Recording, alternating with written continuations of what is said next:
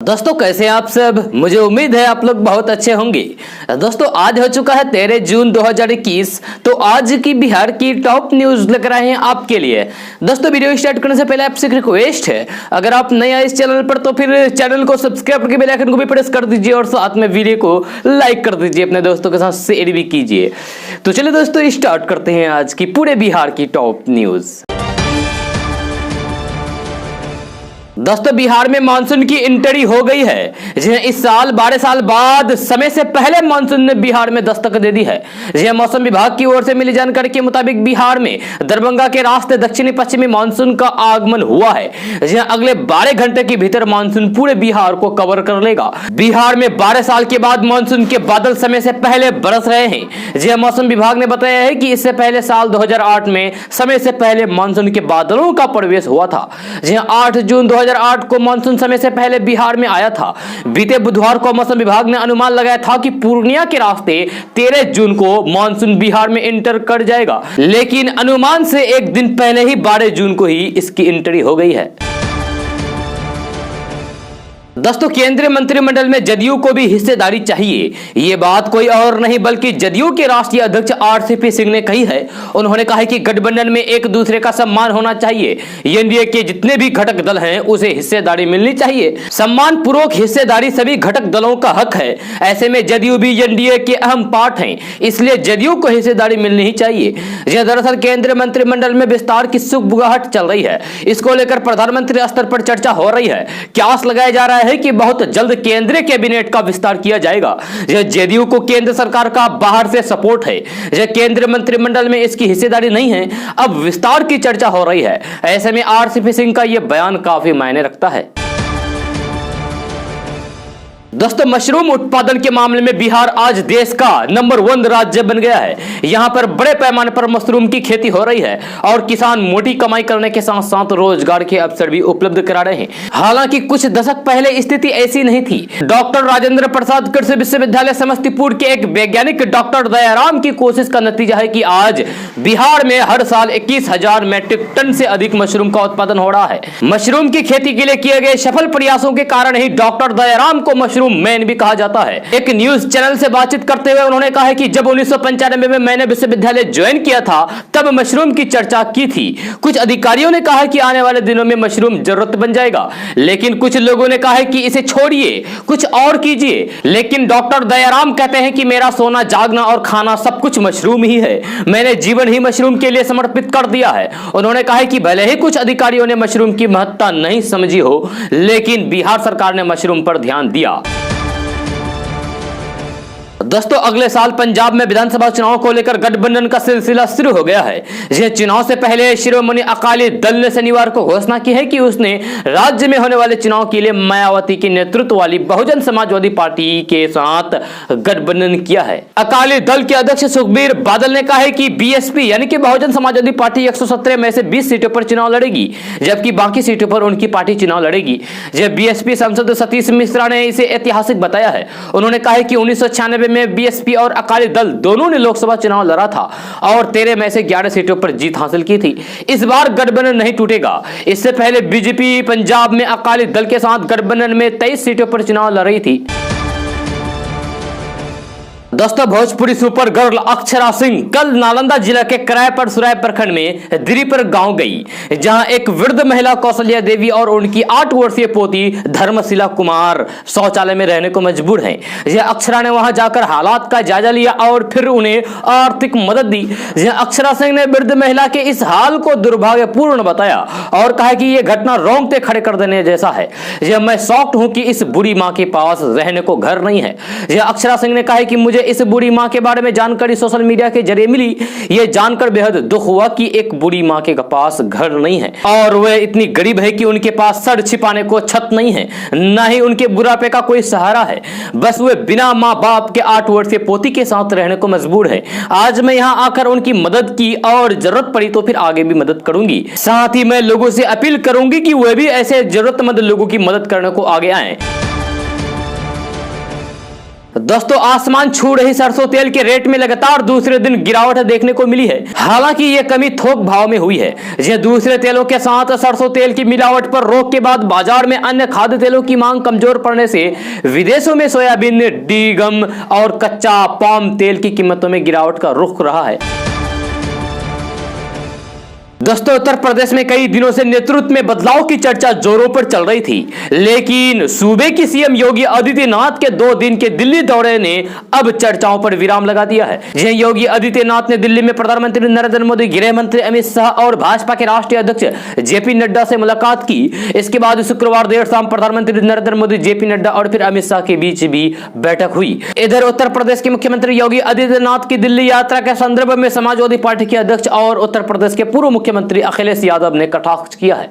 जहां उन्होंने कहा है कि यह देश के सबसे बड़े राज्य के सूबेदार यानी कि मुख्यमंत्री के लिए दूर दिन का वक्त है कि अपना पद बरकरार रखने के लिए उनको दर दर भटकना पड़ रहा है। दोस्तों बिहार विधानसभा चुनाव के बाद नवंबर से राज्य में एनडीए की सरकार है। यह तभी से एनडीए में शामिल चारों घटक दल बीजेपी, जदयू, हिंदुस्तानी अवाम मोर्चा और वीआईपी के बीच कुछ न कुछ खटक पटक की खबर लगातार मीडिया में सुर्खियां बनती रही है। एक दूसरे के दल के सर्वोच्च नेताओं जैसे सीएम नीतीश कुमार, पीएम नरेंद्र मोदी पर भी खूब बयानबाजी होती रही है। हालांकि अंत में सब कुछ ठीक करने की कोशिश की जाती है और मीडिया में एनडीए के एकजुट होने का दावा किया जाता है। मगर हालिया घटनाओं को देखें तो सवाल उठता है कि क्या एनडीए में सब कुछ मजबूती से खड़ा है? तो वही लालू प्रसाद यादव का एक फोन एनडीए में टेंशन को क्यों बढ़ा देता है? मांझी की मुलाकात के बाद बीजेपी नेता सुशील कुमार मोदी ने बयान दिया है कि डोरे डालने वाले सफल नहीं होंगी। साथ ही एनडीए के नेताओं को सार्वजनिक बयानबाजी के बजाय आंतरिक फोरम पर अपनी बात रखने की नसीहत दी है। ताजा घटनाक्रम जीतन राम मांझी के बाद मुकेश सहनी की लालू प्रसाद यादव से फोन पर हुई बातचीत को लेकर जुड़ी हुई है। मुकेश सहनी ने लालू प्रसाद यादव से हुई बातचीत को पर्दे में रहने को कहकर एनडीए में हलचल मचा दी है। यह लालू के 74वें जन्मदिन के बहाने जीतन राम मांझी और लालू की फोन पर बंद कमरे में बात हुई। इस मुलाकात के बारे में मांझी कुछ भी कहने से बचते रहे हैं, मगर तेज प्रताप यादव से पूछा गया तो उनका सीधा सीधा कहना था कि मैंने मांझी जी को कहा मन डोल रहा है तो आ जाइए, यह महागठबंधन के दरवाजे आपके लिए खुले हैं मांझी जी। वही सूचना मिली है कि जीतन राम मांझी के बाद मुकेश सहनी की भी लालू प्रसाद यादव से फोन पर बातचीत हुई। जब मीडिया ने उनसे लालू से बात मुलाकात के बारे में पूछा तो सहनी ने कहा है कि लालू प्रसाद यादव बड़े नेता हैं, यदि मौका मिला तो जरूर मुलाकात करूंगा। हालांकि फोन पर बात को लेकर उन्होंने साफ कहा है कि इसे पर्दे में ही रहने दें। दोस्तों कोरोना के मामले कम होने के साथ ही बिहार में लॉकडाउन फिलहाल खत्म हो चुका है। सीएम नीतीश कुमार ने इसका ऐलान करते हुए बिहार वासियों को लॉकडाउन की सख्ती से थोड़ी सी छूट दे दी है। जानकारी के मुताबिक सीएम नीतीश कुमार खुद सड़क पर उतरकर कोरोना के बाद के हालातों का जायजा ले रहे हैं और इसके साथ ही लोगों को चेतावनी भी दी है कि लोग सावधान रहें। कोरोना अभी गया नहीं है। ऐसे में लोगों के मन में सवाल उठने लगा है कि क्या बिहार में फिर से लॉकडाउन तो नहीं लगने वाला है? मुख्यमंत्री नीतीश कुमार ने साफ कह दिया है कि अभी लॉकडाउन खत्म हुआ है, नाइट कर्फ्यू जारी है, कुछ प्रतिबंध लगाए गए हैं। लोगों की परेशानियों को देखते हुए सुविधाओं में छूट दी गई है। ढील देने के बाद भी लोग गाइडलाइंस का पालन करते हुए मास्क पहनेंगे तो ये उनके हित में होगा। अभी 1 सप्ताह के लिए बिहार को अनलॉक कर दिया गया है। अब आगे का निर्णय सभी से मिले फीडबैक के आधार पर लेंगे। एक बार फिर से हम निकलेंगे और फिर खुद से अनलॉक 1 का जायजा लेंगे और इसके बाद ही आगे तय किया जाएगा कि आगे बिहार में लॉकडाउन लगाया जाएगा या फिर नहीं। दोस्तों देश भर में पेट्रोल डीजल के बढ़ते दाम की वजह से महंगाई आसमान छू रही है। पिछले कुछ दिनों से जहां पेट्रोल की कीमतें 100 रुपए से ज्यादा हो गई है, वहीं आज डीजल ने भी शतक का आंकड़ा छू लिया है। राजस्थान के श्री गंगानगर में आज पेट्रोल के बढ़ते दाम ने 100 रुपए का आंकड़ा पार कर लिया है। यहाँ 100 रुपए 5 पैसे प्रति लीटर के हिसाब से डीजल की बिक्री हो रही है। देश में यह पहला रिकॉर्ड है जब डीजल के बढ़ते दाम ने 100 रुपए लीटर को पार कर गया है। राजस्थान के श्री गंगानगर में आज भी पेट्रोल के दाम बढ़े हैं और ये 107 रुपए लीटर पर जा पहुंचा है। दोस्तों बिहार एनडीए में मचे अंदरूनी खींचतान ने विरोधियों को हमला बोलने का मौका दे दिया है। एक तरफ एनडीए में शामिल जीतन राम मांझी लगातार बीजेपी पर हमला बोल रहे हैं, तो वहीं दूसरी तरफ मुकेश सहनी ने भी सरकार के दोनों बड़े घटक दलों बीजेपी और जेडीयू को आंख दिखाना शुरू कर दिया है। इस सबके बीच राष्ट्रीय जनता दल यानी कि आरजेडी ने यह दावा किया है कि बिहार में नीतीश सरकार और अस्थिर हो चुकी है। आरजेडी ने दावा किया है कि एनडीए में बिखराव तय है, लेकिन सबसे बुरा हाल जनता दल यूनाइटेड का होने वाला है, क्योंकि जेडीयू अब दो फार होने के कगार पर हैं। आरजेडी का दावा है कि जनता दल यूनाइटेड यानी कि जदयू में जल्द ही विभाजन हो जाएगा। जदयू की अंदरूनी सियासत यह बता रही है कि निकट भविष्य में नीतीश जेडीयू और आरसीपी जेडीयू अलग अलग नजर आने वाले हैं। दोस्तों, अगले महीने दरभंगा एयरपोर्ट से दुबई के लिए विमान सेवा शुरू होने जा रही है। यह स्पाइस जेट 3 जुलाई से वाया मुंबई, जबकि इंडिगो 5 जुलाई से वाया हैदराबाद ये विमान सेवा शुरू कर रही है। यह दोनों कंपनियों की साइट पर दुबई के लिए टिकट की बुकिंग शुरू है। यह स्पाइस जेट का किराया 10,504 रुपए और इंडिगो का किराया 14,142 रुपए है। हैदराबाद और मुंबई में यात्रियों को विमान बदलना होगा। यह जानकारी के अनुसार यात्री दरभंगा से हैदराबाद जाएंगे और वहां से विमान बदलकर दुबई के लिए रवाना होंगे। दोस्तों, कोरोना संक्रमण के थर्ड वेव की आशंका के बीच बिहार सरकार बिहार में जल्द से जल्द जनता को ज्यादा से ज्यादा टीकाकरण करवाने की मुहिम में जुट गई है। स्वास्थ्य विभाग की समीक्षा बैठक में मुख्यमंत्री नीतीश कुमार ने अधिकारियों को लक्ष्य दिया है कि वे अगले 6 महीने में 6 करोड़ लोगों का टीकाकरण किसी भी कीमत पर हो जाना चाहिए।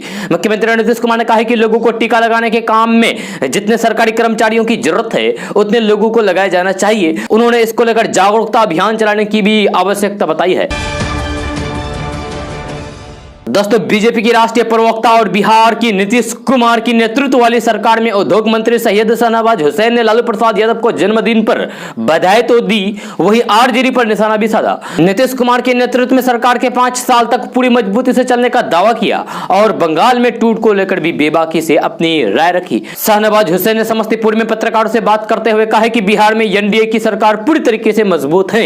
नीतीश कुमार के नेतृत्व में सरकार 2025 तक चलेगी। एनडीए में कोई विवाद नहीं है, हम मिलकर काम कर रहे हैं। जदयू और बीजेपी के रिश्ते पिछले 15 से 20 साल में अब तक के सबसे अच्छे दौर में हैं। उन्होंने लालू प्रसाद यादव को जन्मदिन पर बधाई देते हुए उनके अच्छे स्वास्थ्य और लंबी उम्र की कामना की। शाहनवाज हुसैन ने आरजेडी के नारे बिहार में खेला होबे को लेकर कहा है कि उनके साथ तो खेला हो चुका है। आरजेडी शपथ लेने के लिए तैयार बैठी थी, अब उनको 5 साल तक का इंतजार करना पड़ेगा। दोस्तों, आरबीआई ने ग्राहकों से लिए जाने वाले कस्टमर चार्ज में बढ़ोतरी कर दी है। यह साथ ही गैर बैंक एटीएम चार्ज में भी बढ़ोतरी आरबीआई ने कर दी है, जिस पर गुस्सा जाहिर करते हुए डॉक्टर कुमार विश्वास ने कहा है कि सांस लेने पर भी चार्ज लगा दो ना।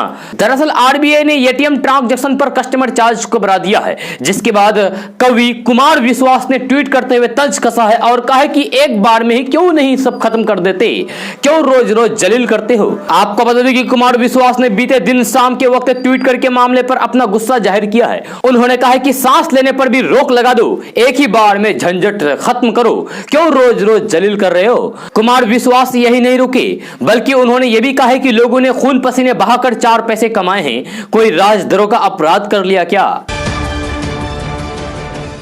दोस्तों, अगर आप भी बैंकिंग लेन देन करते हैं तो फिर ये आपके काम की खबर है। इनकम टैक्स, आधार कार्ड को पेन से लिंक, बैंकिंग समेत कई अहम कार्य हैं जिसे आपको हर हाल में 30 जून 2021 से पहले निपटा लेना चाहिए, वरना आपको भारी जुर्माना भरना पड़ सकता है। इतना ही नहीं, बैंक से लेन देन में भी समस्या आ सकती है। हो सकता है कि बैंक अकाउंट भी बंद हो जाए। अगर आपने अभी तक अपने पैन कार्ड को आधार से लिंक नहीं कराया है तो फिर आज ही कर लें। आपके पास सिर्फ 30 जून तक का समय बचा हुआ है। इनकम टैक्स विभाग ने पैन कार्ड को आधार से लिंक करने की अंतिम डेडलाइन 30 जून 2021 तय की है। इसके बाद भी जिन लोगों का पैन लिंक नहीं होगा उनको 1000 रुपए जुर्माना देना पड़ेगा। इसके साथ ही उनका पैन कार्ड बंद हो जाएगा। उसके बाद अब चलते हैं दूसरी खबर की ओर। यह खबर टैक्स पेयर करने वालों के लिए है। यह 30 जून से पहले इनकम टैक्स रिटर्न फाइल कर लें, वरना 1 जुलाई से टैक्स पेयर को अधिक कटौती का भुगतान करना पड़ सकता है। जी हां, अब बात करते हैं जो व्यक्ति अभी तक पीएम किसान योजना का लाभ नहीं ले रहे हैं, वह जल्द इसका लाभ ले लें। कोरोना महामारी की दूसरी लहर के बीच भारत सरकार ने प्रधानमंत्री किसान सम्मान निधि की 2000 रुपए की 8वीं किस्त किसानों के खाते में सीधे ट्रांसफर कर दिया है। यह पीएम किसान सम्मान निधि स्कीम के तहत किया गया है, लेकिन अभी भी बहुत से किसान ऐसे हैं जिन्होंने अपना रजिस्ट्रेशन नहीं किया है, इसीलिए उन्हें सरकार की इस स्कीम का लाभ नहीं मिल पा रहा है। इसीलिए 2 गुना लाभ लेने के लिए 30 जून तक इस स्कीम के तहत अपना रजिस्ट्रेशन जरूर कर लें, ताकि अगली किस्त आपके खाते में सीधे तौर पर ट्रांसफर की जा सके। 30 जून तक रजिस्ट्रेशन करने पर आपके खाते में 4000 रुपए आएंगे, यानी कि आपको 2 गुना लाभ मिलेगा। इसमें 8वीं और 9वीं दोनों ही किस्तों के पैसे जोड़कर आएंगे। अब बात करते हैं, आप 30 जून से पहले नया IFSC कोड ले लें। जी हाँ, तो सिंडिकेट बैंक ग्राहकों के लिए बेहद काम की खबर है। सिंडिकेट बैंक का 1 अप्रैल 2021 से कनाडा बैंक में विलय हो चुका है, इसीलिए अब 1 जुलाई से बैंक की IFSC कोड बदलने जा रहा है। ऐसे में सिंडिकेट बैंक की ब्रांच मौजूदा IFSC कोड 30 जून 2021 तक ही काम करेंगी।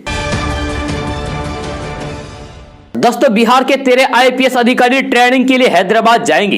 ये हैदराबाद में स्थित सरदार वल्लभ भाई पटेल राष्ट्रीय पुलिस अकादमी में 14 जून से 19 जुलाई तक आयोजित होने वाली मिड कैरियर ट्रेनिंग प्रोग्राम के लिए 13 IPS अधिकारियों को जाना है, जिनकी जगह आंतरिक व्यवस्था से अधिकारियों को अतिरिक्त प्रभार दिया जाएगा। दोस्तों, कई बार ऐसा होता है कि जब आप रोटी सेक रहे होते हैं तो फिर अचानक से गैस खत्म हो जाती है।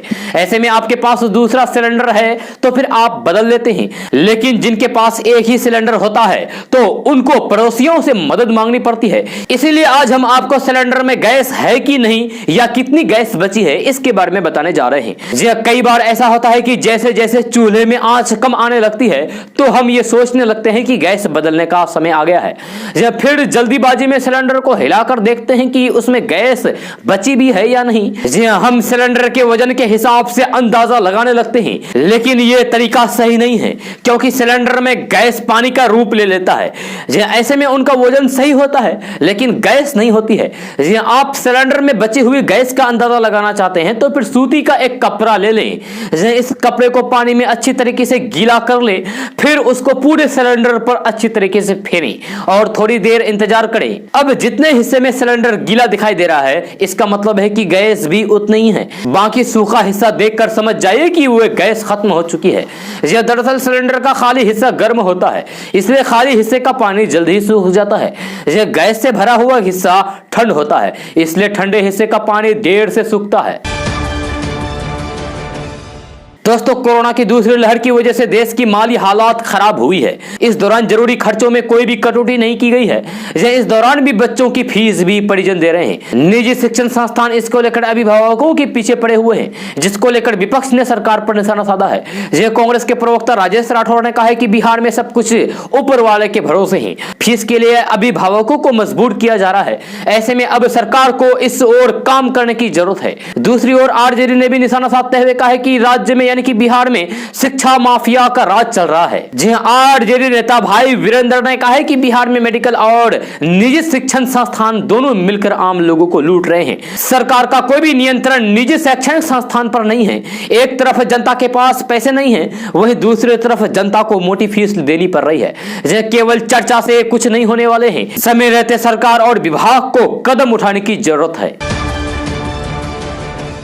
दोस्तों, केंद्रीय सड़क परिवहन एवं राजमार्ग मंत्रालय ने शुक्रवार को मान्यता प्राप्त ड्राइविंग ट्रेनिंग केंद्रों के लिए नियम अधिसूचित किए हैं। इन केंद्रों पर लोगों को उच्च गुणवत्तापूर्ण ड्राइविंग ट्रेनिंग दी जाएगी। टेस्ट में सफल लोगों को ड्राइविंग लाइसेंस बनवाते समय फिर से ड्राइविंग टेस्ट नहीं देना होगा। उन्हें ड्राइविंग टेस्ट से छूट मिलेगी। मंत्रालय ने कहा है कि इन केंद्र पर ट्रेनिंग की तमाम सुविधाओं के साथ ही ड्राइविंग प्रशिक्षण ट्रैक होगा, जिससे अभ्यर्थियों को उच्च गुणवत्ता वाला प्रशिक्षण उपलब्ध कराया जा सकेगा।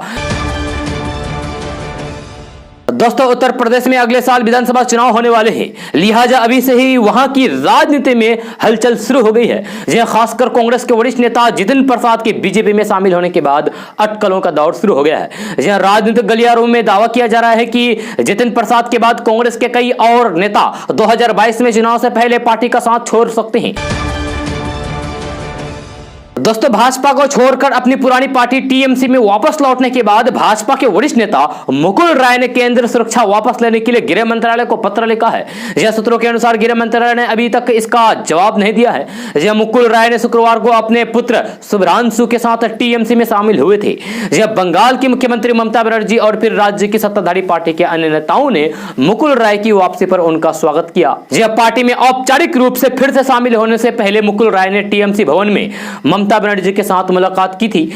टीएमसी के संस्थापकों में शामिल मुकुल राय ने कहा है कि वे सभी परिचित चेहरों को फिर से देखकर खुश हैं।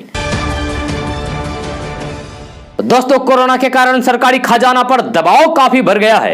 यह रेवेन्यू में गिरावट आई है, जबकि आर्थिक सुधार के लिए उसे ज्यादा से ज्यादा खर्च करने की जरूरत है। ऐसे में फाइनेंस मिनिस्ट्री ने सभी सरकारी विभागों और मंत्रालय से कहा है कि वे अपने खर्च पर नियंत्रण करें, गैर जरूरी खर्चों में कटौती करें, जिससे जरूरत की जगहों पर ज्यादा खर्च किया जा सके। यह रिपोर्ट्स के मुताबिक सरकार ने नॉन स्कीम खर्च में 20% तक की कटौती करने का निर्देश दिया है। खर्च में कटौती को लेकर वित्त मंत्री निर्मला सीतारमण ने सभी मंत्रालयों से जरूरी कदम उठाने को कहा है। यह वित्त मंत्रालय ने खर्च कटौती को लेकर 2019-20 को आधार वर्ष बनाया है। माना जा रहा है कि इसके तय ओवर टाइम अलाउंस में कटौती की जाएगी, जिससे क्लास सी कर्मचारी पर सीधा असर होगा। इसके अलावा रिवॉर्ड में कटौती संभव है, यानी कि रिवॉर्ड में भी कटौती हो सकती है। दोस्तों, बीजेपी ने शनिवार को कांग्रेस नेता दिग्विजय सिंह के इस बयान पर कड़ा प्रहार किया है, जिसमें उन्होंने कहा है कि अगर कांग्रेस केंद्र में दोबारा सत्ता में आती है तो जम्मू कश्मीर से धारा 370 को समाप्त करने के फैसले पर पूर्ण विचार किया जाएगा। क्लब हाउस चैट के दौरान कांग्रेस नेता दिग्विजय सिंह द्वारा की गई टिप्पणी पर बीजेपी ने शनिवार को कहा कि यह कांग्रेस के टूल किट अभियान का ही हिस्सा है और पार्टी को अपना नाम बदलकर एंटी नेशनल क्लब हाउस कर लेना चाहिए।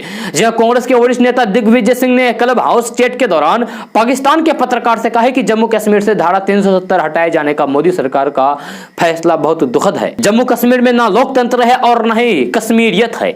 एक वक्त पर जम्मू कश्मीर का राजा हिंदू हुआ करता था और सभी मिलकर रहा करते थे। दिग्विजय सिंह ने कहा कि अगर कांग्रेस सत्ता में आई तो फिर धारा 370 फिर से विचार किया जाएगा। दोस्तों, एनसीपी प्रमुख शरद पवार और चुनावी रणनीतिकार प्रशांत किशोर के बीच शुक्रवार को करीब 3.5 घंटे तक सीक्रेट मीटिंग हुई।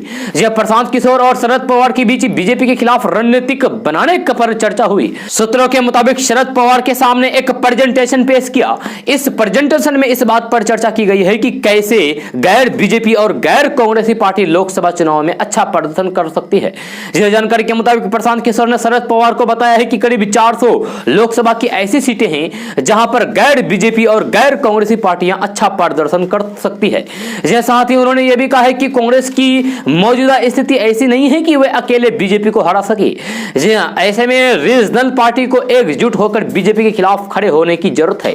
यह खबर के मुताबिक प्रशांत किशोर बीजेपी के खिलाफ कई रीजनल पार्टियों के संपर्क में है और लगातार उनके साथ तालमेल बिठाने की कोशिश कर रहे हैं। साथ रही प्रशांत किशोर और शरद पवार के बीच बंगाल की राजनीति को लेकर भी चर्चा हुई। उन्होंने शरद पवार को बताया है कि बंगाल में बीजेपी की लहर के बाद भी किस तरीके से ममता बनर्जी ने बाजी अपने पाले में कर ली। दोस्तों, उत्तर प्रदेश में 2022 में होने वाले विधानसभा चुनावों को देखते हुए नए सियासी समीकरण गठजोड़ पर भाजपा ने काम करना शुरू कर दिया है। 2014 से जुड़े पिछड़े वोट बैंक को सहेजने के लिए पार्टी ने पिछड़े नेताओं पर अपनी निगाहें गड़ानी शुरू कर दी है। वर्तमान परिदृश्यों को देखें तो फिर कोरोना की दूसरी लहर में भाजपा के खिलाफ कुछ नकारात्मक माहौल बना है। ऐसे में विपक्षी दल भी पिछड़े अति पिछड़े जातियों पर तेजी से काम करना शुरू कर दिया है। इससे सतर्क भाजपा को लगता है कि पिछड़ी जातियों के ऐसे प्रभावशाली नेताओं को अपने पाले में कर लें जिनका किसी जाति पर पैठ हो, जिससे 2022 के मिशन फतेह में कोई भी बाधा ना हो। यह बीते दिनों मुख्यमंत्री योगी आदित्यनाथ दिल्ली दौरे के बीच भाजपा के साथ गठबंधन करने वाली अपना दल की अनुप्रिया पटेल निषाद पार्टी के अध्यक्ष संजय सिंह ने गृह मंत्री अमित शाह से मुलाकात की है, जो इसी रणनीति का हिस्सा माना जा रहा है। यह भाजपा के एक बड़े नेता ने बताया है कि पार्टी 2022 की सत्ता पाने के लिए कुछ ऐसे नेताओं को अपने तरफ लगाना चाहती है जिसका किसी जाति पर विशेष पर अपना प्रभुत्व तो हो। ऐसे कुछ नेताओं को अपनी ओर लाने का प्रयास किया जा रहा है। दोस्तों, यूपी में आजकल सियासी सरगर्मी तेज है। विधानसभा चुनाव के लिए सभी पार्टियों ने तैयारियां शुरू कर दी है। भाजपा में बैठकों का दौर तेजी से चल रहा है। लगातार हो रही मीटिंग के बीच सरकार और संगठन में बदलाव की चर्चा ने भी जोर पकड़ लिया है। इन सब के बीच सोशल मीडिया पर यूपी के बंटवारे की खबर वायरल हुई। कुछ लोगों का दावा है कि 2022 में विधानसभा चुनाव से पहले पूर्वांचल और बुंदेलखंड को अलग कर दिया जाएगा। उत्तर प्रदेश सूचना विभाग ने वायरल हो रहे इस मैसेज का खंडन किया किया है। यह सूचना विभाग ने फैक्ट चेक करते हुए ट्वीट किया है कि उत्तर प्रदेश में बंटवारे की खबर सोशल मीडिया प्लेटफॉर्म पर वायरल है। जहां उत्तर प्रदेश की विभाजन को लेकर जताई जा रही आशंका निराधार है, गलत है, फेक है। यह सोशल मीडिया प्लेटफॉर्म पर भ्रामक खबरों का प्रसार करने वालों के खिलाफ उचित कार्रवाई की जाएगी। पहले राष्ट्रीय संगठन महामंत्री बीएल संतोष का लखनऊ दौरा, उसके बाद प्रदेश प्रभारी राधा मोहन सिंह का राज्यपाल से मिलना, इसके बाद सीएम योगी आदित्यनाथ का दिल्ली जाकर पीएम मोदी, अमित शाह और जेपी नड्डा से मुलाकात की घटना ने अफवाहों को और बल दे दिया है। हालांकि बीजेपी ने स्पष्ट किया है कि वो यूपी में कोई बदलाव नहीं करने जा रही है। प्रदेश सरकार के प्रवक्ता और कैबिनेट मंत्री सिद्धार्थनाथ सिंह ने कहा है कि आज तक कुछ लोग राजनीतिक खबरों की सनसनी बना रहे हैं, इससे जनता गुमराह होती है। उन्होंने कहा है कि एक मुख्यमंत्री पद को लेकर सोशल मीडिया पर तरह तरह की चर्चाएं चल रही है। उनका कहना है कि ऐसी खबरें कुछ ही देर के लिए बस ध्यान खींच सकती है, इनकी कोई भी उम्र नहीं होती है। उन्होंने कहा कि इससे समाज का भला नहीं होता है। ऐसा करने वाले ये जान ले कि इससे कोई उन्हें याद नहीं रखेगा। दोस्तों, पटना जंक्शन के पास बकरी बाजार के खाली परिसर में मल्टी मॉडल हब बनेगा। इसमें 363 वाहनों के पार्किंग की व्यवस्था होगी। साथ ही बैंकों और कार्यालयों को भी इससे जगह दी जाएगी। मुख्यमंत्री नीतीश कुमार ने शुक्रवार को मीठापुर क्षेत्र के विकास तथा स्मार्ट सिटी पटना के तहत redevelopment of Patna junction railway station योजना का जमीनी जायजा लिया। इस दौरान उन्होंने निर्माण कार्य एवं विकास को लेकर अधिकारियों को कई आवश्यक दिशा निर्देश दिए। दोस्तों, कांग्रेस नेता दिग्विजय सिंह के क्लब हाउस चैट वायरल होने के बाद सियासी घमासान शुरू हो गया है। अब दिग्विजय सिंह बीजेपी नेताओं के निशाने पर आ गए हैं। केंद्रीय मंत्री गिरिराज सिंह ने ट्वीट करते हुए उन पर और कांग्रेस पार्टी पर निशाना साधा है। गिरिराज सिंह ने कह दिया है कि कांग्रेस का पहला प्यार पाकिस्तान है। गिरिराज सिंह ने ट्वीट करते हुए लिखा है कि कांग्रेस का पहला प्यार पाकिस्तान है। दिग्विजय सिंह ने राहुल गांधी का संदेश पाकिस्तान तक पहुंचाया है। कांग्रेस कश्मीर को हथियाने में पाकिस्तान की मदद करेगी। इसके अलावा गिरिराज सिंह ने दिग्विजय सिंह के चैट की स्क्रीन रिकॉर्डिंग की भी अपने ट्विटर पर शेयर की है। आपको बता दें कि दिग्विजय सिंह ने क्लब हाउस पर चैट के दौरान कथित तौर पर कहा है कि अगर कांग्रेस सत्ता में आती है तो जम्मू कश्मीर में धारा 370 को फिर से बहाल करने पर विचार करेंगे। दावा किया जा रहा है कि इस चैट में एक पाकिस्तानी पत्रकार भी मौजूद था। दोस्तों, बिहार भाजपा के अध्यक्ष संजय जायसवाल ने कांग्रेस नेता राहुल गांधी पर अनोखे अंदाज में तंज कसा है। वह बिहार में कोरोना संक्रमण कम होने के बाद लॉकडाउन हटाए जाने के बाद की परिस्थितियों को लेकर ये बयान दिए थे। उन्होंने कहा है कि कोरोना का डर अभी खत्म नहीं हुआ है। लॉकडाउन खत्म होने के बावजूद लोगों को बेवजह घर से निकलने से बाज आना चाहिए, बचना चाहिए। ये कहने के लिए उन्होंने राहुल गांधी का उदाहरण दे दिया है। संजय जायसवाल ने कहा है कि लोग अभी घर से बाहर उतना ही निकले जितने की राहुल गांधी मंदिर जाते हैं। वो यही रुकी और उन्होंने कोरोना को लेकर ऐसी ही कुछ और बातें कही। उन्होंने सोनिया गांधी का भी नाम लिया। संजय जायसवाल ने कहा कि डॉक्टर भी कोरोना के बारे में उतना ही जानते हैं जितना सोनिया गांधी हिंदी जानती है। इसके बाद उन्होंने कहा है कि मास्क का इस्तेमाल उतना ही करें जितना उत्तर प्रदेश के मुख्यमंत्री योगी आदित्यनाथ भगवा वस्त्र का प्रयोग करते हैं। उनके इन बयानों के बाद बिहार में टीका टिप्पणी का दौर और भी गर्म होने की उम्मीद है। दोस्तों, बिहार की राजनीति को समझ पाना हर किसी के बस की बात नहीं है। कल तक तेज प्रताप यादव पूर्व सीएम जीतन राम मांझी को राजद के साथ आने का ऑफर दे रहे थे। अब लालू के बड़े बेटे को ही भाजपा ने एनडीए के साथ आने का ऑफर दे दिया है। भाजपा के प्रदेश अध्यक्ष डॉक्टर संजय जायसवाल ने कहा है कि अगर जीतन राम मांझी के साथ तेज प्रताप यादव आना चाहते हैं तो हम उनका स्वागत करते हैं, स्वागत करेंगे। अब तेज प्रताप यादव क्या फैसला लेंगे ये आने वाला वक्त ही बताएगा। दोस्तों, बिहार शिक्षक पात्रता परीक्षा प्रमाण पत्र की वैधता अब जीवन भर के लिए बढ़ा दी गई है। ये शिक्षकों के लिए खुशी की बात है।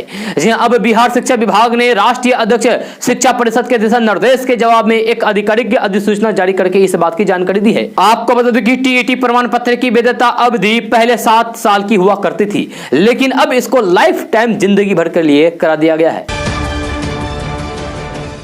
दोस्तों, कोसी के इलाकों में लोग पानी का रंग देखकर ही बाढ़ आने का अंदाजा लगा लेते हैं। कोसी में जैसे ही लाल पानी उतरता है तो लोग सचेत हो जाते हैं। जानकारों की राय में यह पानी इस बात का संकेत होता है कि इस मौसम का यह पहला पानी है जो हिमालय से उतर गया है। पानी का रंग बदलते ही लोग बाढ़ से सुरक्षा की तैयारी शुरू कर देते हैं। लाल पानी का उतरना तटबंध के अंदर के गाँव में एक अजीब सी परिस्थिति पैदा कर देता है। यहाँ के लोगों का मानना है कि जब हम लोग लाल पानी देख लेते हैं तो मान बैठते हैं कि अब कोसी कोसी ने आंख लाल दिखाना शुरू कर दिया है। यह कोसी में लाल पानी मई के अंतिम और जून के प्रथम सप्ताह के बीच अमूमन उतर जाता है। लाल पानी के उतरते ही लोगों में बाढ़ का भय समाने लगता है। जब पानी बिल्कुल साफ दिखाई देता है तो फिर लोग निश्चय हो जाते हैं कि कोसी अभी स्थिर है। पानी का रंग जब बिल्कुल ही मटमैला हो जाता है और उसकी गति सामान्य से कुछ तेज हो रहती है तो फिर लोगों को आभास हो जाता है कि पीछे कहीं किसी गांव को काट रही कोसी या फिर इसके लक्षण ठीक नहीं लगते हैं।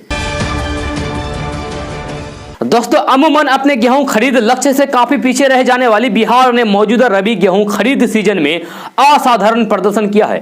यह भारतीय खाद्य निगम के आंकड़ों के अनुसार 6 जून तक बिहार में इस सीजन में गेहूं की खरीद 2,31,000 मीट्रिक टन तक पहुंच गई है, जो पिछले साल के 4494 मीट्रिक टन के आंकड़ों के मुकाबले 50 गुना अधिक है। अगर पूरे उत्पादन की बात छोड़ दे तो फिर यह स्थिति ऐसे राज्य में नजर आई है जो पिछले साल अपने निर्धारित लक्ष्य की 1% भी खरीद नहीं कर पाया था। पिछले साल इसका अनुमानित उत्पादन 61 लाख मीट्रिक टन था। यह सिर्फ बिहार ही नहीं, यहां तक कि गेहूं का अन्य प्रमुख उत्पादन राज्य उत्तर प्रदेश भी अपनी फसल के मामूली हिस्से की ही खरीद कर पाता है। दोस्तों, आज का न्यूज़ बस यहाँ तक। कैसा लगा जरूर अपना सुझाव दीजिएगा नीचे कमेंट बॉक्स में कमेंट करके। अगर आप नए आए इस चैनल पर तो फिर चैनल को सब्सक्राइब करके बेल आइकन को भी प्रेस कर दीजिए और साथ में वीडियो को लाइक कर दीजिए, अपने दोस्तों के साथ शेयर भी कीजिए। तो चलिए दोस्तों, फिर मिलते हैं अगले वीडियो में। जय हिंद, जय बिहार।